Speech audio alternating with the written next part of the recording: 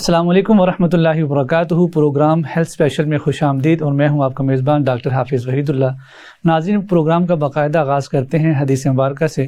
قال النبی صلی اللہ علیہ وآلہ وسلم لکل داء دواء او کما قال علیہ الصلوۃ والسلام۔ رسول اکرم صلی اللہ علیہ وسلم کا ارشاد مبارک ہے کہ لکل داء دواء، کہ ہر بیماری کا علاج موجود ہے۔ ناظرین، انسان جب سے دنیا میں بسا ہے تب سے لے کے اب تک جو ہے مختلف ادوار کے اندر مختلف طریقہ ہائے طب جو تھے وہ رائج رہے ہیں، مختلف نظاموں کے ذریعے سے اپنا علاج کرتا رہا ہے۔ اگر ہم تاریخ کو دیکھیں تو جو ریٹن تاریخ ہے ہمارے پاس آج سے تقریباً 3500 سال پہلے کی جو مصر کے اندر جو کتاب موجود ہے اس کے اندر آتا ہے کہ کون کون سی دوائیاں کیسے کیسے لوگ استعمال کرتے رہے ہیں۔ اس سے بھی پرانا جو ہے ہمارے پاس پری ہسٹورک ڈیٹا ہے وہ مقدونیہ کا آتا ہے کہ آج سے تقریباً 5500 سال پہلے، یعنی 5005 سال پہلے بھی طب کے نظام جو تھے مختلف رائج تھے۔ ناظرین، جو آج کا پروگرام ہے اس کے اندر طب جو ہے اس کی خاص جو کلاس ہے جس کو ہم طب یونانی کہتے ہیں، اور اس کے اندر پھر آگے طب کی برانچز میں سے ایک برانچ ہے جس کو ہم کہتے ہیں کپنگ تھراپی، یا عرف عام میں اس کو الحجامہ کہتے ہیں۔ الحجامہ کی تاریخ جو ہے بہت پرانی ہے، رسول اکرم صلی اللہ علیہ وسلم سے پہلے جو ہے تقریباً 3000 سال پہلے سے اس کی تاریخ ملتی ہے کہ مقدونیہ کے اندر بھی لوگ کپنگ تھراپی کیا کرتے تھے۔ رسول اکرم صلی اللہ علیہ وسلم خود بھی جو ہے وہ حجامہ کرواتے تھے۔ آج کے اس پروگرام کے اندر ہم جو ہے حجامہ کے حوالے سے گفتگو کریں گے کہ حجامہ کیا ہے، حجامہ جو ہے کتنے طریقوں سے کیا جاتا ہے، ماضی میں حجامہ کیسے ہوتا تھا اور اب حجامہ کیسے ہوتا ہے، اور کون کون سی ایسی بیماریاں ہیں جن میں حجامہ جو ہے وہ فائدہ مند ہے۔ ناظرین، میرے ساتھ جو آج مہمان موجود ہیں وہ تینوں کے تینوں جو ہے وہ ماہر حجامہ تھراپسٹ ہیں۔ سب سے پہلے میں ان کا تعارف کرواتا ہوں۔ جو میرے ساتھ بیٹھے ہیں پروفیسر حکیم سیف اللہ خان لودھی صاحب، جو کہ ماہر حجامہ تھراپسٹ ہیں، طبیب ابن طبیب ہیں، ماہر نبض شناس بھی ہیں۔ اس کے علاوہ پاکستان طبی کانفرنس پنجاب کے جو حجامہ ونگ ہے اس کے جنرل سیکرٹری بھی ہیں۔ ان کے ساتھ بیٹھی ہیں فاطمہ سلیم صاحبہ جو کہ حجامہ تھراپسٹ ہیں، اور ان کے ساتھ بیٹھی ہیں ایمان، یہ بھی حجامہ تھراپسٹ ہیں۔ تو آپ سب کا بہت شکریہ کہ آپ تشریف لے کے آئے، اپنا قیمتی وقت نکالا۔ پروفیسر، سب سے پہلے تو یہ ہے جو کپنگ تھراپی یا الحجامہ ہے یا حجامہ ہے، اس کو حجامہ کہا جاتا ہے یا الحجامہ کہا جاتا ہے، یہ کیا ہے اور اس کی تھوڑی سی جو ہے وہ تاریخ اس کے اوپر روشنی ڈالیے گا۔ بسم اللہ الرحمن الرحیم۔ سب سے پہلے جو اس کو کہتے ہیں الحجامہ کہتے ہیں، طبی اعتبار سے اس سے علاج بالحجامہ کہتے ہیں، علاج بالحجامہ کہتے ہیں، کیونکہ جب الف اور لام کسی لفظ کے ساتھ لگتا ہے تو اللہ اس کی تاثیر کو بڑھا دیتے ہیں، بالکل وہ نکرہ سے معرفہ بن جاتا ہے، نکرہ سے معرفہ بن جاتی ہے۔ تو جو الحجامہ ہے یہ ایک سنت علاج ہے، اور نبی کریم صلی اللہ علیہ وسلم جب معراج کی شب اللہ تعالیٰ سے ملاقات کے لیے گئے تو فرشتوں کی ایک جماعت نے کہا یا رسول اللہ صلی اللہ علیہ وسلم علیکہ بالحجامہ، آپ خود بھی حجامہ کروائیں اور اپنی امت کو بھی حجامہ سے علاج کی تلقین فرمائیں۔ ٹھیک ہو گیا۔ تو اس کے حدیث میں بھی آتا ہے کہ بہترین علاج جسے تم کرتے ہو وہ حجامہ لگوانا ہے، ٹھیک ہے۔ تو اس کے بہت سارے جو ہوتے ہیں وہ فائدے ہوتے ہیں۔ اللہ تعالیٰ نے ہمارے جسم میں فضلات کو خارج کرنے کا ذریعہ رکھا ہے، یعنی ہم اپنے یورین سے اسٹول کے ذریعے ہماری باڈی کے جتنے فضلات ہوتے ہیں وہ خارج ہو جاتے ہیں، لیکن ہماری باڈی میں جو فاسد مادے ہوتے ہیں جنہیں ٹاکسن کہتے ہیں وہ اس کے اخراج کا کوئی ذریعہ نہیں ہے۔ تو اللہ تعالیٰ نے اس امت کو حجامہ الحجامہ کا ایک جو قدیم علاج تھا اس کو واپس جو ہے اس میں رائج کروایا رسول اللہ کے ذریعے سے۔ تو اس کے بہت سارے بینیفٹس ہیں، اور اس کو جس وقت ہم باڈی پہ اپلائی کرواتے ہیں تو بہت سارے بعض اوقات ایسے امراض ہیں جن میں جہاں ادویات بھی کام نہیں کرتی وہاں پہ الحجامہ کے ذریعے اس کا بہترین جو ہے وہ رزلٹ ملتا ہے۔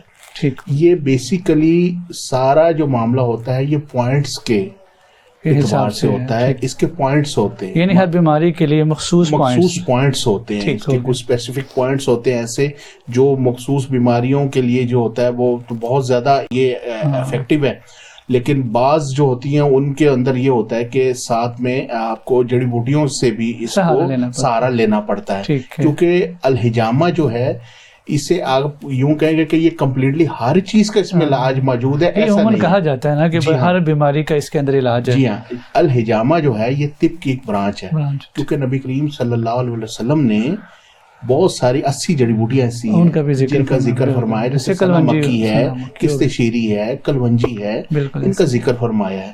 تو بعض جیسے امراض ہیں جیسے بلڈ پریشر ہے، شوگر ہے، جلدی امراض ہیں، ٹھیک ہے، اس کے لیے کولیسٹرول ہے، فالج کا پیشنٹ ہو ٹھیک ہے, یورک ایسڈ کا پیشنٹ ہو, یہ تو ایسے مرض ہیں جس کے اوپر یہ میجیکل جو ہے نا کام کرتے ہیں. ٹھیک اور اس میں یہ ہوتا ہے کہ ہماری باڈی میں ٹوٹل 143 پوائنٹس ہوتے ہیں. ٹھیک ہو گیا. 10 پوائنٹ ایسے ہیں جو سنت کے پوائنٹ ہیں جہاں پہ نبی کریم صلی اللہ علیہ وسلم نے حجامہ کروایا. ٹھیک ہو گیا.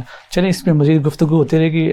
میڈم آپ سے میرا یہ سوال ہے کہ حجامہ جو ہے ہم نے پڑھا ہے کہ تاریخ میں بڑا اس کا مقام ہے, لیکن آپ کو پتہ ہے کہ جہاں پہ یونانی میڈیسن کھڑی ہے اس کے اگینسٹ جو دوسری میڈیسن سسٹم بھی ہیں, جیسے ہومیوپیتھی ہے, ایلوپیتھی ہے. ایلوپیتھی چونکہ اس وقت جس کو ہم ویسٹرن میڈیسن بھی کہتے ہیں, طب مغرب بھی کہتے ہیں, کیا طب مغرب جو ہے وہ بھی حجامہ کو سپورٹ کرتا ہے یا نہیں کرتا, یا طب مغرب والے کیا اس پہ کوئی ریسرچ کر رہے ہیں کہ نہیں کر رہے ہیں؟ السلام علیکم. ایکچولی اب آج کل کے دور میں جس طرح حجامہ کی ایک اہمیت اور افادیت تو ہے, لیکن یہاں پہ بھی یہ بھی سمجھنے کی ضرورت ہے کہ حجامہ کا جو انٹروڈکشن ہے وہ مغربی دنیا میں کب گیا اور کس طرح سے اس کو انٹروڈیوس کروایا گیا. وہاں پہ تعارف کیسے 16 سینچری سے لے کے 19 سینچری تک امریکہ, کینیڈا, ایون فرانس میں بھی یہ فرسٹ پریورٹی کے طور پہ یوز ہوتا رہا حجامہ. صحیح. تو وہاں پہ بلکہ ڈفرینٹ پرپز, بلکہ حجامے کو اگر ہم دیکھیں سنگھوں سے اٹھا کے ان کپس تک لانے میں انہی جو کنٹریز ہیں ان کا بہت ایک کریکٹر ہے. پہلے یہ جس طرح میٹل کپس میں آئے اور اس کی سیکشن الگ ہوتی تھی, بلیڈز ڈفرینٹ ہوتے تھے, دین کرتے پھر ان کو گلاس کپس میں لے کے آئے. گلاس کپس کے بعد سے اب یہ اس پلاسٹک جس طرح اب ان کو کہہ سکتے ہیں کہ اب یہ آپ کے ڈسپوزیبل کپس ان میں آ گئے. پہلے ڈسپوزیبل کپس کا کوئی کنسیپٹ نہیں تھا. فرانس میں باقاعدہ اس کے وہ حمام بنا کے وہاں پہ حجامہ کر کے اوپر سے پانی بہایا جاتا تھا. آج بھی فرانس میں کئی اسٹیم باتھ کے سسٹم کی طرح سے اس کو یوز کیا جاتا. اب مغربی میڈیکل اس چیز سے انکار نہیں کر سکتی حجامہ سے کہ آپ حجامہ نہیں کر سکتے, کیونکہ وہاں پہ بھی حجامہ بہت زیادہ کیا جا رہا ہے.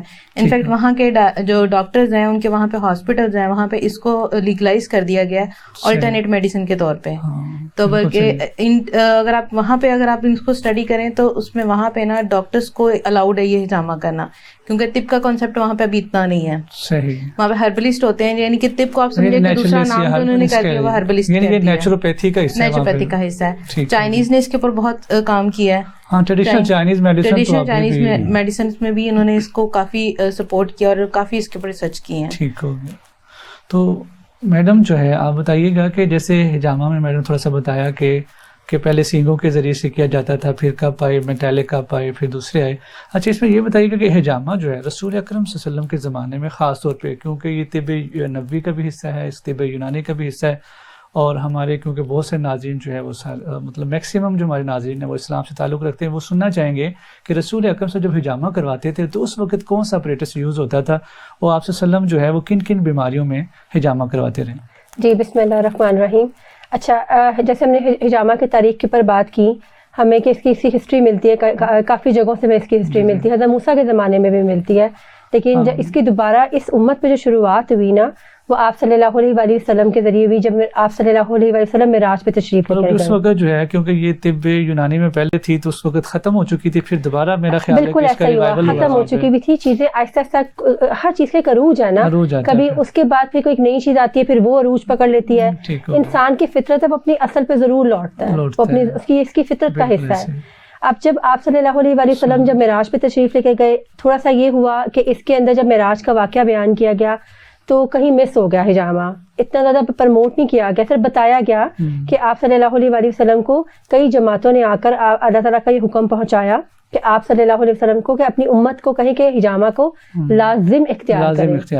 تو اس سے اس کی افادت پتہ چلتی ہے کہ حکم تو ایک دفعہ بھی آ سکتا تھا, لیکن آسمان پہ جانے پہ اس کا جو حکم دیا گیا تو اس سے یہ اس کی اہمیت میں بہت زیادہ اضافہ ہوتا ہے. اچھا آپ صلی اللہ علیہ وسلم معراج پہ تشریف لے کر گئے, لیکن واپس آئے تو حجامہ نہیں کروایا. آپ صلی اللہ علیہ وسلم کو پھر اگلے ماہ آپ صلی اللہ علیہ وسلم کے لیے حضرت جبرائیل دوبارہ آئے اور کہا کہ آپ حجامہ کو اختیار کریں. اس معراج سے نیکسٹ منتھ میں چاند کی 19 کو آپ صلی اللہ علیہ وآلہ وسلم نے پہلی دفعہ حجامہ کروایا. اچھا اس وقت بھی دو کتاب میں کوئی ملتا ہے ہمیں کہ وہ حجامہ کرنے والا کون تھا اس وقت؟ اچھا نہیں, یہاں پہ کہیں نہیں میں ملتا کہ اس وقت کے اسپیشلی کس نے حجامہ کیا, لیکن یہ ملتا ہے کہ اس وقت 2-3 طریقہ کار تھے جس کے ذریعے حجامہ کیا جاتا تھا. جیسے جونک لگانا, جونک کے ذریعے بھی آپ صلی اللہ علیہ وآلہ وسلم کے زمانے میں حجامہ کیا جاتا تھا, یعنی کہ خون اس کے ذریعے بھی نکالا جاتا تھا. اور دوسرا کسی تیز دھاردار چیز سے ہلکے ہلکے اسکریچنگ کی جاتی تھی, اور اس کے بعد سینگوں کو خالی کر کے سک کیا جاتا تھا بلڈ، جیسے ہم سانپ کے کاٹنے کے اوپر کرتے ہیں، سک کر کے اور اس بلڈ کو تھرو کر دیا جاتا تھا. تو اس وقت کیونکہ اتنی جدت نہیں تھی، لیکن زمانے کے لحاظ سے اللہ تعالیٰ نے ہر چیز موجود رکھی ہوتی ہے، انسان کے پاس اس کا طریقہ کار ہوتا ہے، پھر کرتے کرتے کرتے ہم یہاں تک پہنچے.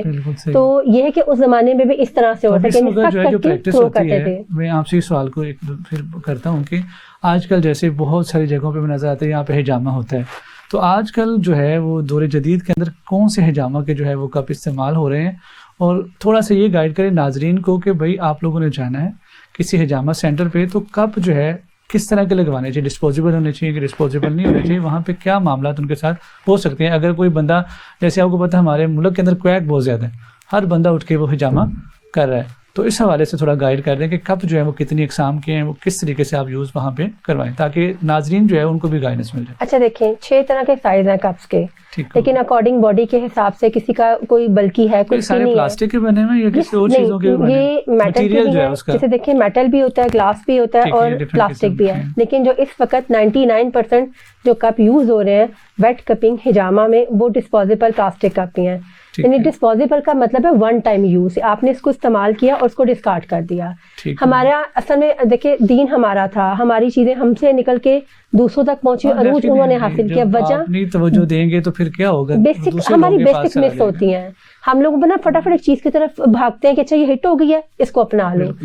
اب اصل میں یہ یہاں پہ کرواتے وقت نا ہمارے ملکوں میں ابھی بھی اس کا اتنا رواج نہیں ہے جتنا، لیکن خیر پچھلے سالوں میں کافی ٹرینڈ جو ہے وہ سیٹ ہو چکا ہے. لیکن آپ دیکھیں کتنے فیصد اگر ہم باہر کے ملکوں کی ریشو دیکھیں تو ہمارے ملک میں بہت کم لوگ ہیں.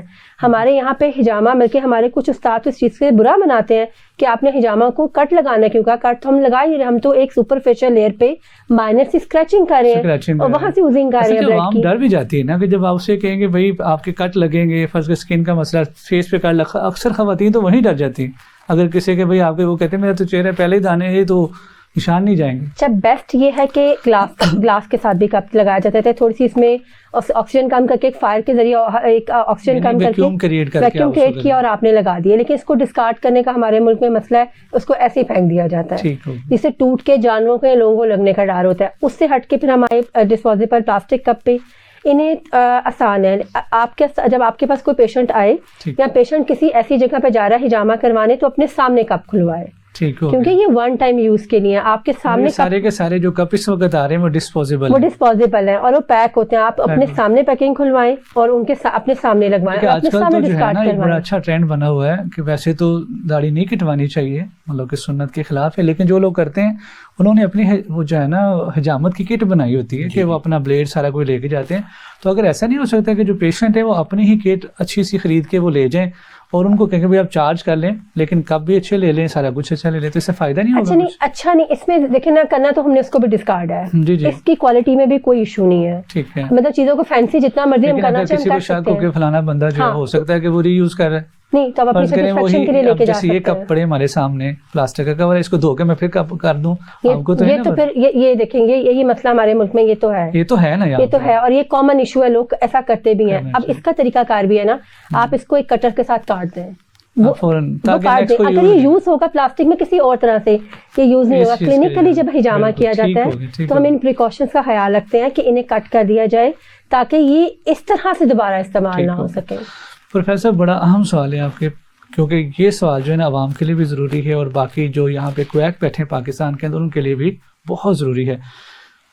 ہر بندے کو پتہ ہے اب چونکہ پاکستان جو طبی کانفرنس ہے اس کے حجامہ ونگ کے جو پنجاب کے جنرل سیکرٹری بھی ہیں، پہلے تو یہ بتائیں کہ حجامہ ونگ کیا کرتا ہے اور یہ جو حجامہ ہے وہ کون کون لیگلی اس کو کر سکتے ہیں، اور حجامہ کے جو پریمیسز ہیں وہاں پہ جو ہائیجینک ہے یا جو جراثیم پاک جو ایریا ہے اس کو کیا کیا چیزیں ضروری ہیں کہ اگر فرض کریں میں جاتا ہوں، جیسے میڈم نے جو ہے کپوں کے بارے میں بتا دیا، اس کے علاوہ جو ہے باقی بھی تو چیزیں وہاں موجود ہو رہی ہیں، جیسے اس کو جب وہ خون کو صاف کرتا ہے تو اس میں کیا احتیاطیں چاہیے، یعنی وہ بندہ ایکسپرٹ، ایک تو طلباء بھی ان کو بھی گائیڈنس مل جائے گی، دوسرا عوام کو پتہ چل جائے کہ بھائی ہم نے ان چیزوں کا خیال رکھنا ہے، یعنی لیگلی کیا اسٹیٹس ہے حجامہ کا، کون لوگ کر سکتے ہیں کون نہیں کر سکتے، اور حجامہ جن جگہوں پہ ہو رہا ہے اس کے لیے کیا ریکوائرمنٹ ہے.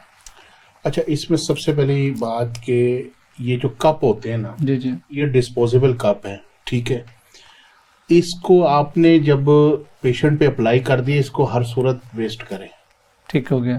یہ خلاف صحت بھی ہے, خلاف قانون بھی ہے, اور سمجھیں کہ خلاف سنت بھی ہے. صفائی نصف ایمان ہے. سرنجز کا بھی آتا ہے کہ اس کو ڈسکارڈ کریں, دوبارہ یوز نہ کریں. آتے ہیں وہ اپنے یوزڈ کپ لے آتے ہیں, جی ہمیں یہ دوبارہ اپلائی کر دیں, تو اس سے بیماری پھیلنے کے بھی چانسز ہوتے ہیں. جو بیکٹیریا ہوتے ہیں وہ دوبارہ سے اس کے اوپر اپیئر ہو سکتے ہیں. اسکن اوپن ہو رہی ہے تو پھر اسکریچز لگیں گے. سب سے بڑی چیز ہے کہ جیسے بات ہوئی ہے, پہلے ایک چیز میں بتا دوں کہ کٹ کی بات ہوئی, یہ کٹ نہیں ہے, یہ کٹ نہیں ہے. ہمارے استاد برا مناتے ہیں اس کو کٹ کہنے کے اوپر, اس کو آپ سکریچز کہتے ہیں. کٹ تو وہ ہوتا ہے کہ ایک گہرا جسے ہوتا ہے, یا جیسے سرجری وغیرہ میں ہوتا ہے, یہ کوئی سرجری تو نہیں ہے. یہ تو سکریچز ہوتے ہیں, وہ اس کو طبی زبان میں ہم خروج لگانا بولتے ہیں, سادی زبان میں, ٹھیک ہے, خروج لگانا بولتے ہیں. دوسری چیز یہ ہے کہ آپ نے بات کی کہ پاکستان طبی کانفرنس ہجامہ ونگ جو ہے وہ اس کے لیے کیا ذمہ داری ہیں. ان کی یہی ذمہ داری ہے کہ آپ دیکھیں کہ ہجامہ پاکستان میں پرانا, بہت سارے لوگ پرانا کر رہے ہیں, 2001 سے کر رہے ہیں, کچھ کہتے ہیں جی ہم 95 سے کر رہے ہیں. کچھ لوگوں نے تو سیکھا ہوا, کچھ لوگوں نے نہیں سیکھا ہوا, مطلب کہ خاندانی سیکھا اور وہ کر رہے ہیں. لیکن ہجامہ جو صحیح اس وقت زور پکڑا ہے یا اس ٹائم فیم اس کو ملا ہے, اس کا کریڈٹ بھی پاکستان طبی کانفرنس کو ہی جاتا ہے, کیونکہ پچھلے 3 سے 4 سالوں میں ہمارے جو کونسل کے نیشنل کونسل فار طب کے پریزیڈنٹ ہیں کی محمد احمد سلیمی صاحب, انہوں نے اس کے اوپر بہت محنت کی ہے. بالکل, ان کے آنے کے بعد کافی, جی ہاں, اور ہجامہ کو اور علاج بالجراحت کو, ان دونوں جو علاج ہیں اس کو انہوں نے ایک طبیب کا زیور بنایا. جراحت تو محل پہلے ختم کر دی تھی, جی کہ اب نہیں کر سکتے. اب اس طرح سے ہے. تو یہ جراحت صغیرہ الاؤ ہوئی ہے, جراحت کبیرہ تو ابھی الاؤ نہیں ہوئی. جراحت صغیرہ ہی ہوتی ہے, مائنر سرجری ہے, مائنر سرجری ہوتی ہے, ٹھیک ہے. اچھا, اس میں آپ کو بتاؤں کہ سلیمی صاحب نے اس کے اوپر ورک کیا, سارا کیا, ٹھیک ہے. اپنا پنجاب ہیلتھ کیئر کمیشن کے قانون کے مطابق جو ان کا 17 انڈیکیٹر ہے, ٹھیک ہے, اس کو سب پڑھ سکتے ہیں. یہ ان کی ویب سائٹ پہ جی جی بالکل, اس کو پڑھیں. اس کے مطابق صرف نیشنل کونسل فار طب سے رجسٹرڈ معالج ہی علاج بالحجامہ کے ذریعے لیکن جو لوگ خاندانی طبیب ہیں اور وہ کر رہے ہیں, یا جو ہومیوپیتھی والے اکثر پتہ چلتا ہے کہ وہ کر رہے ہیں, تو ان کا پھر کیا سٹیٹس ہے, اس کے لیے سزا کوئی ہے؟ جی بالکل, ان کی ایک دن پہلے ہی یہ آیا ہے, اس کے اوپر بڑا اسٹرکٹلی ایکشن ہے. اس کے لیے جو ہے 1 لاکھ روپے جرمانہ اور 7 سال کی سزا کا جو ہے وہ انہوں نے بتایا ہے, اناؤنسمنٹ کر دی ہوئی ہے. اور یہ غیر قانونی ہے. نہیں ہوگی, پاکستان میں قانون بنتے ہیں لیکن اس کو امپلیمنٹ نہیں کرتے. کیا اس پہ امپلیمنٹیشن ہوگی آپ کے خیال میں؟ جی بالکل ہوگی, بالکل ہوگی. اور دوسری آپ نے چیز بتائی ہے کہ اپنا ہجامہ سینٹرز جتنے بھی ہیں. اس وقت پروگرام میں بریک کا وقت ہے, اس کے بعد بات کرتے ہیں. ناظرین, اس وقت پروگرام ہیلتھ اسپیشل کے اندر وقفے کا وقت ہوا چاہتا ہے. تھوڑی دیر بعد پھر آپ صاحب سے ملاقات ہوتی ہے. بہت شکریہ.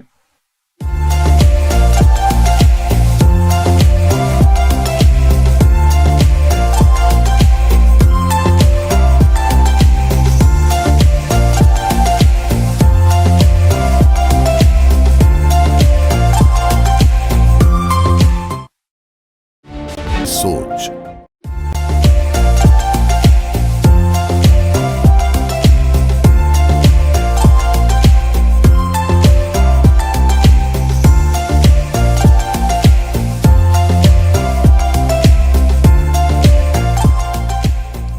السلام علیکم ورحمۃ اللہ وبرکاتہ. ناظرین, پروگرام ہیلتھ اسپیشل میں وقفے کے بعد خوش آمدید. وقفے سے پہلے ہم پروفیسر حکیم سیف اللہ خان لودھی سے بات کر رہے تھے, جو کہ جنرل سیکرٹری ہیں پاکستان طبی کانفرنس ہجامہ ونگ پنجاب کے.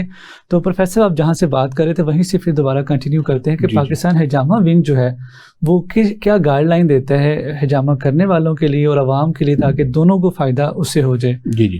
اچھا, میں یہ دوسرا بتا رہا تھا کہ جتنے بھی ہجامہ سینٹرز ہیں آپ کم سے کم اس کے بجائے تو سب سے پہلے وہ صاف ستھرا صفائی ہونی چاہیے, ٹھیک ہے. اس کا فرش جو ہے وہ نیٹ اینڈ کلین ہو, اور ان کے جو اپنا جو چادر کاؤچ کے اوپر ہو وہ ڈسپوزیبل ہو. جب آپ سکریچز لگاتے ہیں تو وہ اوپن ہو جاتی ہے, وہاں سے جراثیم جا سکتے ہیں, سب کچھ ہوتا ہے. جراثیم کے داخل ہونے کا راستہ یا منہ ہے یا جلد ہے. جی ہاں, ہاتھوں پہ گلوز کا استعمال ہو, سرجیکل بلیڈ کو یوز کریں, ماسک کا خاص کر آپ جو ہے نا استعمال وہ لازمی کریں, وہ اس کی مین وجہ ہوتی ہے. اس میں ایک اور سوال ہے, مطلب کہ جملہ معترضہ کے طور پہ جو بلیڈ آپ نے بات کی, تو سرجیکل بلیڈ کس نمبر کے وہ استعمال کرتے ہیں, اور دوسرا کہ بلیڈس کے علاوہ بھی کوئی اور سورسز ہیں, کوئی لینسٹ جیسے آٹو لینسٹ ہوتے ہیں, کچھ اس طرح کے اور بھی انسٹرومنٹ ہیں جو کہ استعمال ہوتے ہیں اس کے اندر؟ وہ تو چہرے کے اوپر جو ہوتا ہے وہ اس کو یوز کر لیتے ہیں, ٹھیک ہے. سرجیکل بلیڈ ہم لوگ تو 11 نمبر یوز کرتے ہیں, ٹھیک ہے, وہ بہت مناسب ہوتا ہے. اس سے ایک ہوتا ہے کہ پیشنٹ کو کوئی پین وغیرہ ایسا کوئی فیل نہیں ہوتا, ایزیلی معاملات ہو جاتے ہیں,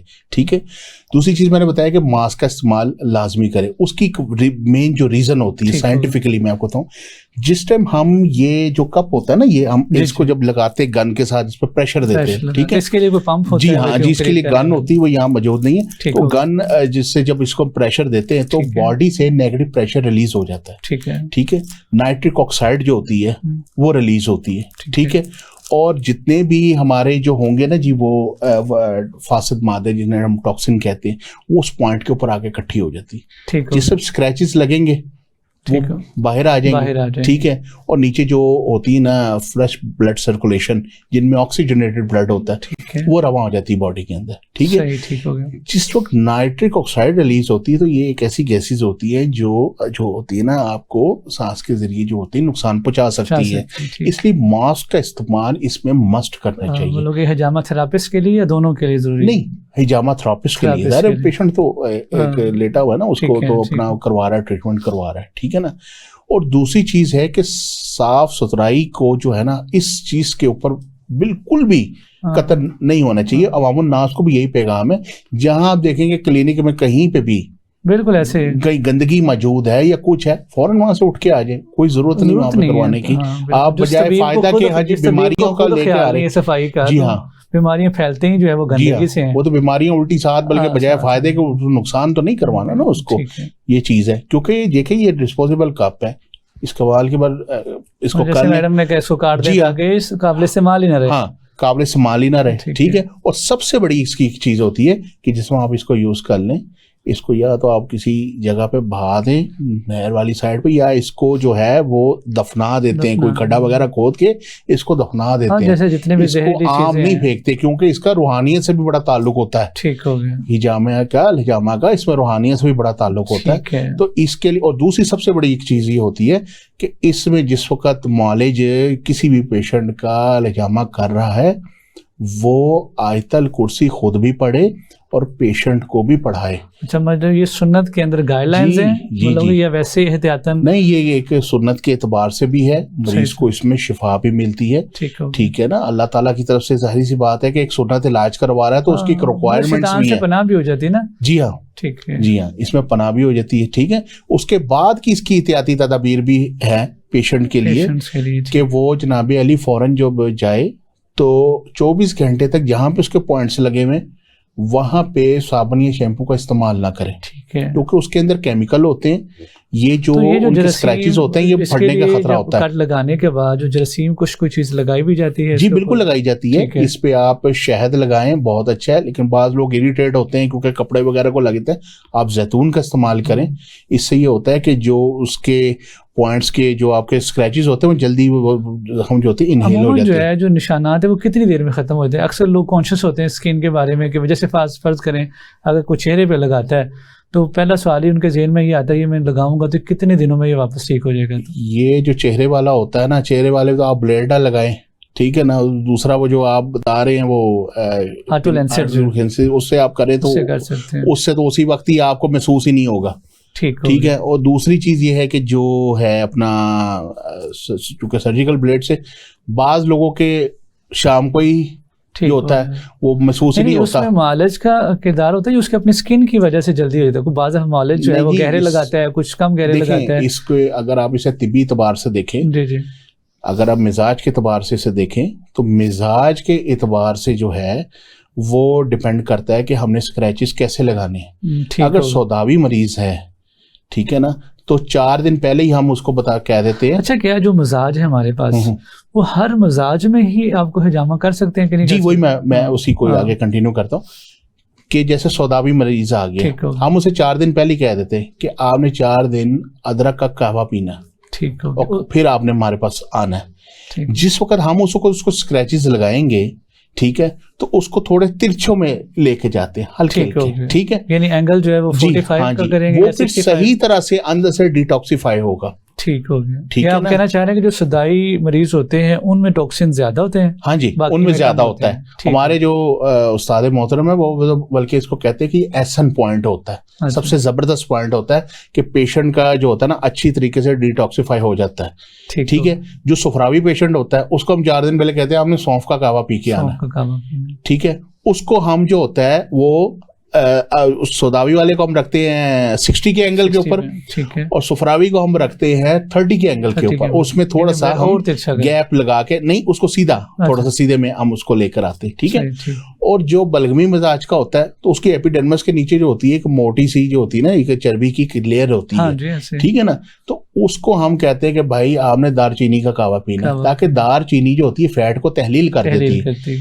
تو اس میں یہ ہوتا ہے کہ ہم اس کو ویٹ کپنگ نہیں کرتے.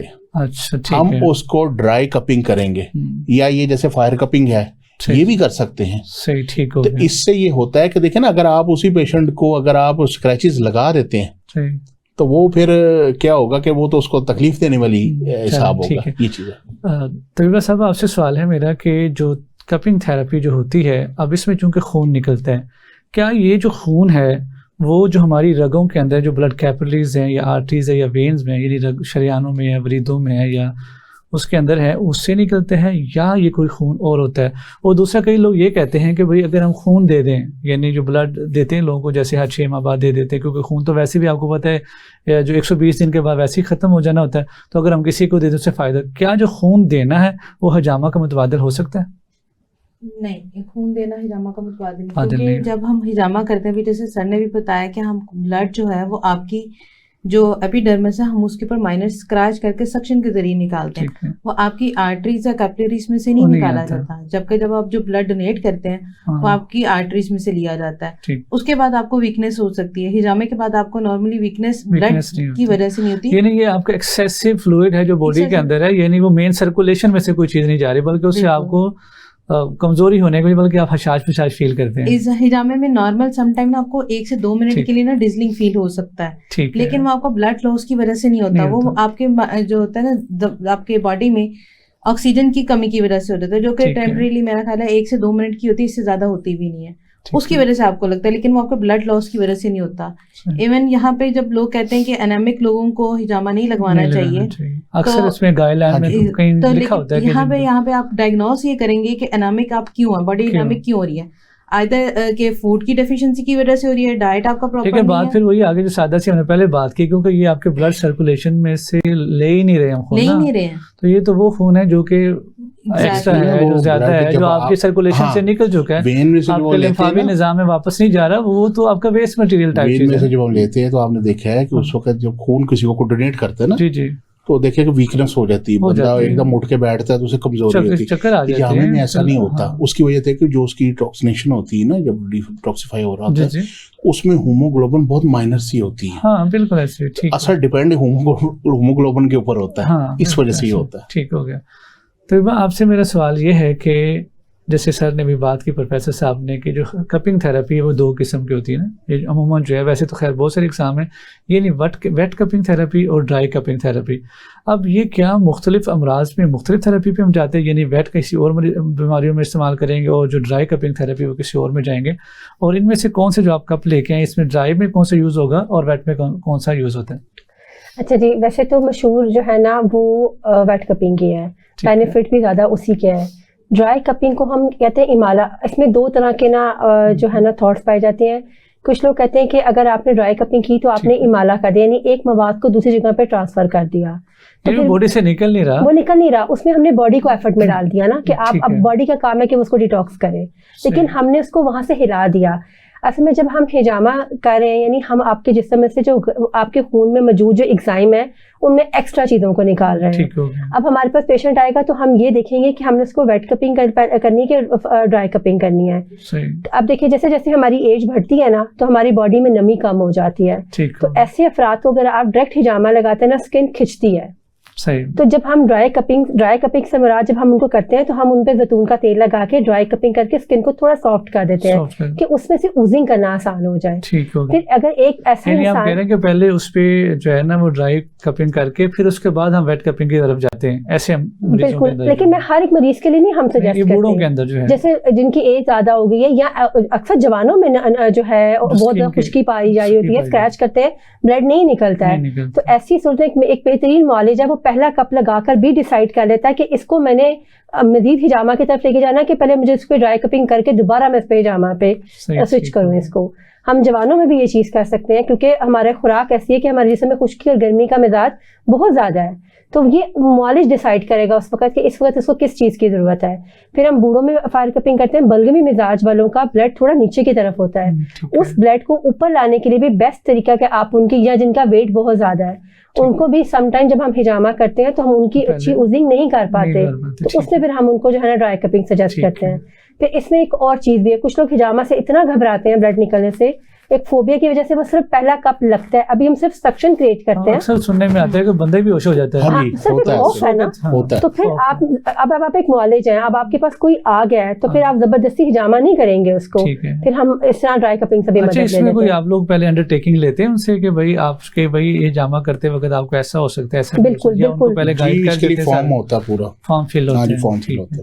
اچھا یہ فارم وغیرہ جو ہے پاکستان نہیں یہ پنجاب ہیلتھ کیئر کمیشن کی ریکوائرمنٹ ہوتی ہے, یہ راضی نامہ فارم ہوتا ہے, اس کو ہم فل کرواتے ہیں, اس کے اندر ان کے سارے رولز اینڈ ریگولیشن سارے لکھے ہوتے ہیں. جو بندہ آپ سے فارم نہیں فل کرتا وہ خود نہیں ہے, وہ جس کے پاس فارم ہوگا بھی نہیں وہ سب سے پہلے کہ وہ انلیگل پرسن ہوگا, یعنی سب شناخت کر سکتے ہیں. ہاں جی, وہ ایک قطعی ہوگا وہ اس کے, کیونکہ دیکھیں جی جو ایک نیشنل کونسل فار طب سے رجسٹرڈ معالج ہے, اس کا ظاہری بات ہے کہ اس کا ہجامہ سینٹر یا اس کا جو کلینک ہے وہ پنجاب ہیلتھ کیئر کمیشن سے رجسٹرڈ ہوگا, تو فارم تو اس کے پاس ہوگا.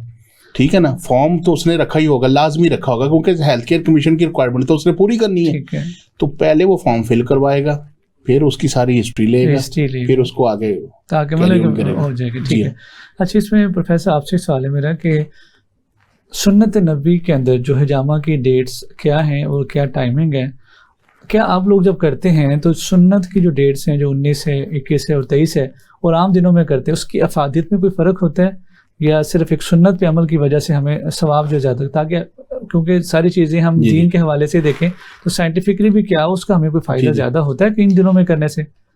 چاند کی 17 19 اور 21 ہے. 17 19 اور 21 ناظرین کریکشن کر لیں کہ 17 19 اور 21 چاند کی تاریخ 17 19 اور 21 ہے. ٹھیک ہے, لیکن اس کا جو ہے نا زیادہ تر یہ کہ یہ ضعف حدیثوں میں اس کا آتا ہے, ذکر ہے ضعف حدیثوں میں. ٹھیک ہے نا, اس کے لیے کوئی سالڈ نہیں ہے. یہ جو مستند حدیث ہے اس میں سے ہجامہ کا ذکر ہے, تاریخوں کا ذکر, تاریخوں کا ایسا نہیں ہے ذکر, وہ ضعف حدیثیں ہیں. ٹھیک ہے, یہ ایک ٹرینڈ بن گیا ہے, ایک فیشن بن گیا, لوگوں کے دماغ میں ایک کانسیپٹ کلیئر ہو گیا کہ جی 17 19 اور 21 کو ہی ہوگا. اب مثال ایک بندہ پیشنٹ بیمار ہے, تکلیف میں ہے, اب وہ یہ بازید رہے کہ میں 17 19 اور 21 میں جاؤں گا, میں تو ایسے وہ کیا کرے گا پھر, اس کی علاج میں ہجامہ بھی اس کی ضرورت ہو. بالکل ٹھیک ہے, تو ایسا کچھ نہیں. ہاں اس کے لیے یہ ہے کہ جس وقت چاند کی پہلی تاریخ جو ہوتی ہے اس میں چاند کی عمر پوری نہیں ہوتی, اس میں ہجامہ سے بنا فرمایا کہ اس میں ہجامہ کرنا کا کوئی فائدہ نہیں ہے.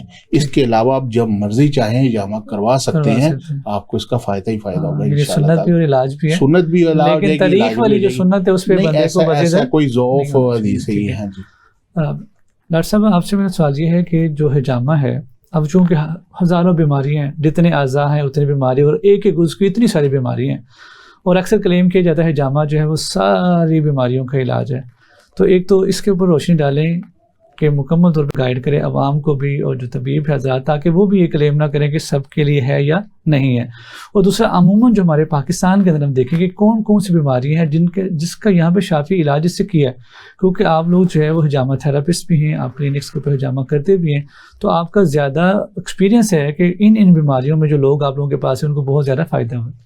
دیکھیے یہاں پہ پہلے نا خصوصاً آپ خواتین کے حوالے سے ذرا بتائیے, کیونکہ اب خواتین پیشنٹ آپ کے پاس آتی ہیں, تو خواتین کے حوالے سے مرد حضرات کے حوالے سے پھر میں آپ سے یہاں پہ نا ایک چیز کنفرم کرنے کی ضرورت ہے. ہجامہ جو ہے نا چونکہ یہ تو ہمیں پتہ ہے کہ معراج شریف کی رات کو اترا تھا، پر یہاں پہ ایک چیز ابھی یہ بھی سوچنے کی ضرورت ہے کہ حجامہ کا حکم نماز کے ساتھ اترا تھا.